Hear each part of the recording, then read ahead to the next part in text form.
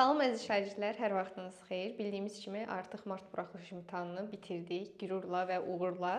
İndi isə növbəti hədəfimiz isə blok imtahanında mükəmməl nəticələr sizinlə bölüşməkdir. Əlbəttə ki, bu mükəmməl nəticələr sizdə də ola bilər. Bunun üçün dərslərimizə qoşula bilərsiniz. Bunu da buradan bildirim. Blok sürət qruplarımıza qeydiyyat başlayıb, davam eləyir. Artıq qoşulanlar bu fürsəti qaçırmadan qoşulub. Hətta qeydiyyat açılmamışdan əvvəl artıq 7 nəfər qoşulmuşdu dərslərim üçün. Və bir sözlə dərslərimizə qoşulmaq üçün aşağıda gördüyünüz nömrələrə yazaraq qeydiyyatdan keçə bilərsiniz. Qeyd edeyim ki, blok sürət qrupu 0-dan 2 ay ərzində bütün Azərbaycan dili proqramını, ədəbiyyat proqramında həmçinin 0-dan bitirəcəyik. Yəni əlbəttə ki, həm onlayn, həm də əyani dərslərimiz olacaq. Artıq qrafikimiz də bəllidir.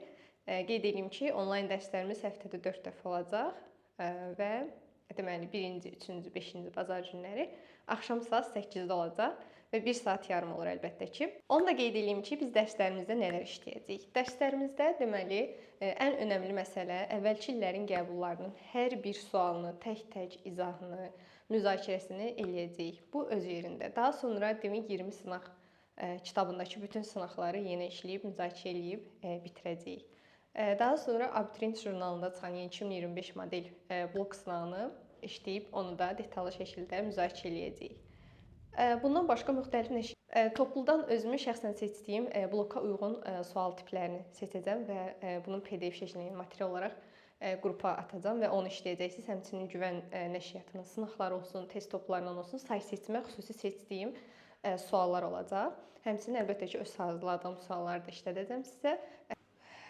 Və istəyirəm indi suallarınıza buradan ümumi şəkildə cavab verim. Elə bu video ilə əslində cavab vermək istəyirəm.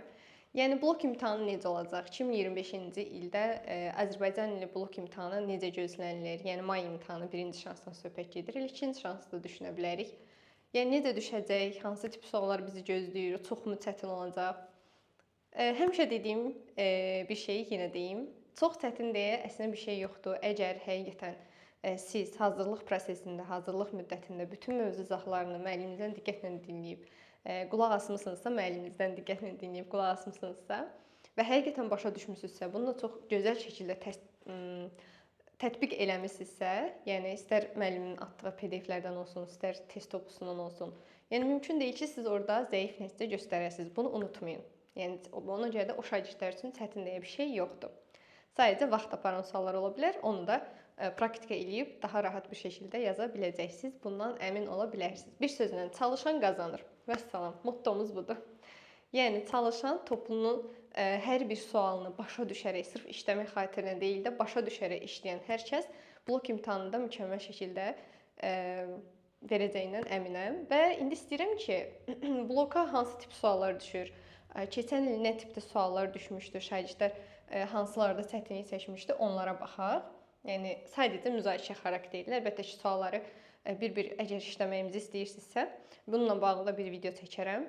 Rəyləri də bildirərsiniz. Amma indi sadəcə müzakirə şəklində baxaq ki, nələr düşübmüş. Bu keçən ilin qəbul suallarıdır. Mayda olan imtahandır, birinci şans imtahanıdır. Məsələn, baxaq. Birinci sualda nə düşüb? Birinci sualda əsas və köməkçi hissəsinin amonimliyi söhbətinə aid sual var. Yəni əsas hissələrdə, köməkçi hissələrdə əgər həqiqətən mənimsəmisinizsə, bu tip suallarda əsla çaşmazsınız. Daha sonra bir çox sayından sonra gəlin isminin cəmdə işlənməsi hamınıza tanış məsələdir. Sonra feilin qrammatik məna növləri hər il düşür, yenə düşəcək. Daha sonra yanlışın altına məsələn nələr verib, təsirli hal haqqında sual verib. Daha sonra isimlə bağlı, mürəkkəb isimlə bağlı sual verib, sifətin dərəcəsi ilə bağlı. Görürsünüzmü? Bir dənə sualın içində blok imtahanı tam olaraq belədir. Baxın uşaqlar. Yəni orada konkret soruşmur ki, məsələn, sifətin azaltma dərəcəsində olduğu bəndi göstərir məsələn. Belə bir daha necə deyim, sadə və primitiv sual vermir məsələn. Yəni buraxılışda gördük ki, var idi elə tip suallar. Məsələn, deyir ki, gözü su içməmək frazoloji birləşməsinin mənası. Amma blokda nadirən belə suallar olur. Yəni 30 sualın içində bəlkə bir dənə, 2 dənə bu tip sual olsun. Amma normalda belə bir neçə mövzunu əhatə eləyən ya da bir mövzunun belə deyək də bir neçə bölməsini əhatə eləyən suallar olur. Ona görə də gərək siz mövzunu öyrənəndə mükəmməl şəkildə dərindən öyrənəsiniz ki, yəni səthi yanaşsaz blok imtahanında çətinlik çəkəcəksiniz. Amma yox, dərindən mövzuları öyrənə-öyrənə gedib onu tətbiq eləsəz testlərdə, onda heç bir çətinliyiniz qalmayacaq. Bundan əmin ola bilərsiniz. Məsələn, ikinci sualımızda nəyi soruşur? İkinci sualda sözün mənasını soruşur. Deməli, leksikologiya bölməsinə aid olan testlərdən bir neçə sözün mənasını soruşub. Deməli, söz ehtiyatınızı da gücləndirməlisiniz, topludan çoxlu test işləməlisiniz buna aid. Daha sonra görürsünüz, köməkçilik hissəsinə bağlı daha bir sual, 2 dənə qoşma istəyib məsələn. Mövzuları heç qəşəng öyrənmisinizsə, əlbəttə ki, yazacaqsınız rahat. Daha sonra həmcins təyinləri söz birləşməsi ilə ifadə olunan cümlə. Bu blokda yenə bu tipdə bir sual görəcəksiniz. Baxın, sadəcə bunun bir damcı fərqli versiyasını görə bilərsiniz, amma sonra müəllimə demişdi deyərsiniz. Yəni məsələn, deyəcək ki, mübtədası mürəkkəb söz birləşməsinə ifadə olunan cümləni seçsin. Ya da nə bilim, mübtədası feili birləşmə ilə ifadə olunan, ya da xəbəri feili birləşmə ilə. Bax, bu tipdə bir sual məsələn mən gözləyirəm %90. Deməli, onları təkrarlamaq lazımdır. Ümumiyyətlə sintaksi dəfələrlə təkrarlayın. Əsas hissələrdə, köməkçilik hissələrdə sintaksisdir. Bunu dönə-dönə təkrarlayın uşaqlar. Çünki blokda ən çox bunlardan, yəni bir neçə sual olur da, qarışdırılmış versiyalar. Bir sualda bir neçə əlaqəli düşür. Daha sonra məsələn kök və şəkilçi söz yaradıcılığına aid sual düşüb. Məsələn, ola bilər bu ildə düşsün. Yəni onları da təkrar eləmək lazımdır. Hansılar həm leksik, həm qrammatik ola bilər, hansı şəkilçilər parçalanmır və yaxud da hansı şəkilçilər yalnız leksikdir. Bunlara fikir verin. Sonra nə düşüb məsələn? Təsriflənməyən feil. Baxın, feilin təsriflənən, təsriflənməyən formaları, feilin qrammatik məna növləri. Yenə mən %90 gözləyirəm blokda. Yəni feilin təsriflənən, təsriflənməyən formalarından %100 sual ya da qrammatik məna növlərindən. Hətta üçü də ola bilər qarışıq sualların içərisində. Onları düzgün şəkildə öyrənin, mənimseyin. Sonra idimiş isəciyini dönə-dönə öyrənin, başa düşün. Daha sonra burada nəyi soruşur? Məsələn, şəxs əvəzliyi, cümlə verib, yenə belə bir sual düşəcək 100%. Doğru, yanlış cədvəl şəklində də verə bilər, oradakı sual kimi. Məsələn, burada əvəzliyə aid sual da var. Sonra leksik mənası olmayan sözlər, yəni köməkçiyə də aid sual var. Görürsünüz, köməkçi bəlkə də 3 sualda hələ 6 suala baxmışıq. 7 suala daha doğrusu. Amma üçündə köməkçi ilə bağlı nəsə əlaqəli bir şeylər var. Daha sonra feilə aid yenə sual var, yenə feilə aid sual var, yenə sifətə aid sual var. Görürsünüzmü? Yəni siz bir mövzunu əgər səthi yanaşıb zəif öyrənsəz, artıq bir neçə sualı itirə bilərsiniz. Çünki bir neçə sualın içərisində ona aid nəsə əlaqələndirmə sualları var. Daha sonra əlavə. Bu ildə əlavə ya da həmcinsiz ya da ümumiləşdirici sözə aid sual gözləyirəm mən yenə də. Ona aid sualdır, baş üzvə aiddir, yoxsa ikinci dərəcə üzvə aiddir. Aha, tabeli mürəkkəb cümlə. Bundan da yenə də gözləyirəm mən sual. Yəni mürəkkəb cümlənin hansısa növü yenə məncə bloka düşəcək %100. Çünki ya tabeli mürəkkəb cümlə ola bilər. Böyük ehtimal tabeli mürəkkəb cümlə olar, amma tabelsiz də düşə bilər. Bağlama vasitələri və s. Aha, vasitəsiz nitq. Bu ildə ola bilsin ki, düşsün, ehtimalı var. Daha sonra onların sxemlərini falan təkrarlayın, duruq şairlərinə fikir verin. Duruq şairəsindən də məncə sual olar məncə bu ildə mütləq. Ona görə onu da təkrarlamanızı tövsiyə edirəm. Daha sonra zərfin bütün məna növləri. Zərfə aid detallı bir sualımız var. Görürsünüz, amma çətin heç nə yoxdur. Yəni sadəcə detallıdır. Sadəcə sən əgər həmin mövzunu öyrənmisənsə dərindən, səthi yanaşmamısansa, yəni burada sənin cavablaya bilməyəcəyin heç nə yoxdur. Daha sonra yenə baxın. Yenə köməkçilik hissəsi. Bu 4-5 oldu deyəsən. Yenə köməkçilik hissəsinə aid bir sualımız var. Ya da leksik qrammatik şəkilçi. Daha sonra yenə feili birləşmə, ikinci dərəcəli üzv yerində işlənsin. Görürsünüz, bu da ikinci sual sintaksə aid. İkinci sual deyil, əslində çox oldu. Yəni bu tipdə sual. Daha sonra daha bir köməkçilik hissəsi. Baxın, modal sözdən sual düşüb. Görürsünüz, bu da çox rahatdır. Baxın, modal sözün nə bildirməsini soruşur. Çox rahatdır həqiqətən də. Aha, mürəkkəb cümləyə aid sualımız düşübmüş və burada məsələn tabeli, tabesizə aid maddə, yəni qaydalar verib. Onu seçməyinizi tələb eləyir. Bu tabelidirmi, tabesizdirmi və s.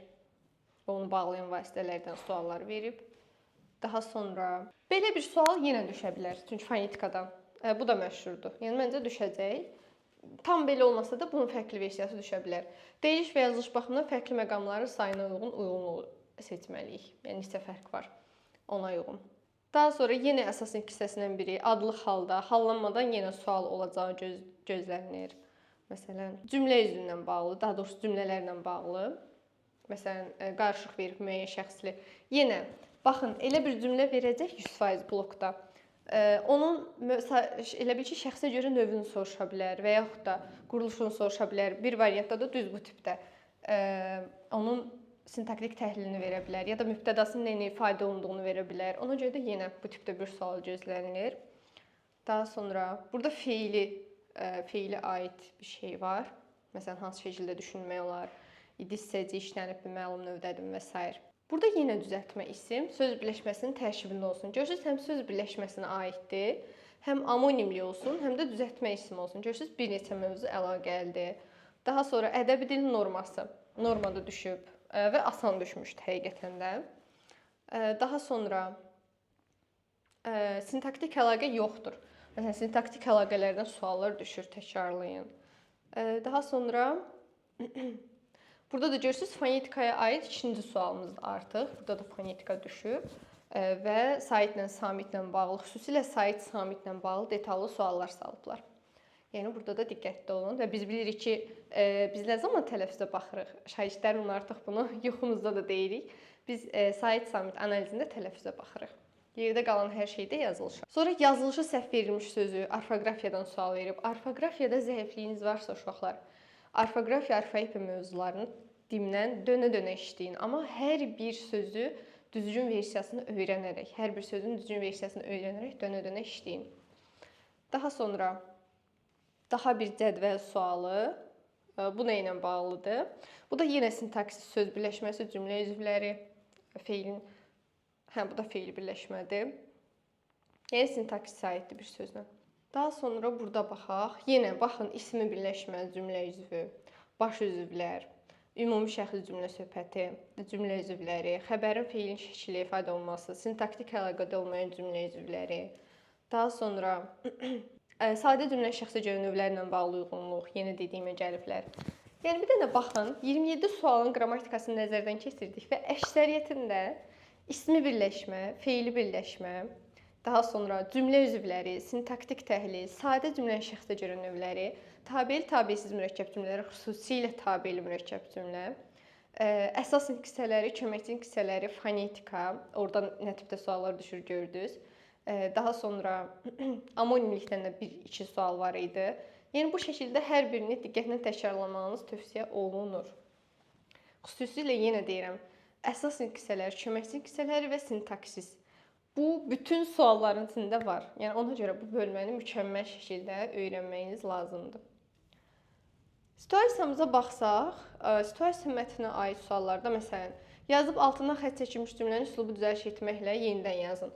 Rahat sualdır. Yəni vaxt aparan bir sual deyil, normal şəkildə yazmaq olar. Sonra doğru fikirlər soruşur. Orada yadımda deyil hansı doğru fikirlər soruşurdu, amma rahat sual idi. Yəni səhvləmirəmsə aforizm vermişdi, birini seçmək lazım idi ya da bundan bağlı bir fikir. Və onu əsaslandırmağı unutmuruq əlbəttə ki.